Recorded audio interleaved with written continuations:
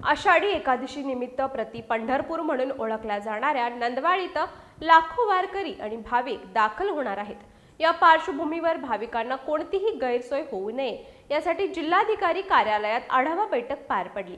या बैठकीत करवीरचे आमदार चंद्रदीप नरके यांनी प्रशासनाला स्पष्ट शब्दात आवश्यक सुविधा वेळेत उपलब्ध करून देण्याच्या सूचना दिल्या।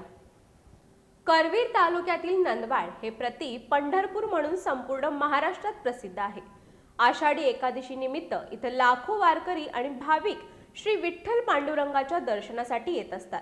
या पार्श्वभूमीवर जिल्हाधिकारी डॉक्टर विजय राठोड यांच्या उपस्थितीत जिल्हाधिकारी कार्यालयात यात्रेच्या नियोजनाचा आढावा घेण्यात आला। बैठकीत वाहतूक व्यवस्थापन, आरोग्य सेवा, रुग्णवाहिका, वैद्यकीय पथके, औषध साठा, स्वच्छता, सार्वजनिक स्वच्छतागृहे, सुरक्षित अन्न पुरवठा, अन्न आणि औषध प्रशासनाची तपासणी तसंच अखंड वीज पुरवठा आदी विषयांवर सविस्तर चर्चा करण्यात आली।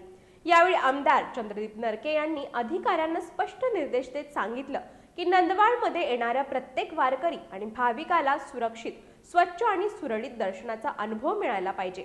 पायी दिंडी मार्गावरील सुविधा, वाहतूक नियोजन, वैद्यकीय सेवा, स्वच्छता आणि वीज पुरवठा यामध्ये कोणतीही त्रुटी राहू नये।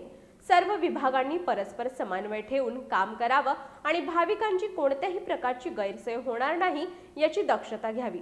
या बैठकीला महसूल, पोलीस, परिवहन, आरोग्य, महावितरण, महानगरपालिका, ग्रामपंचायत तसंच मंदिर व्यवस्थापन समितीचे पदाधिकारी आणि विविध विभागांचे अधिकारी उपस्थित होते।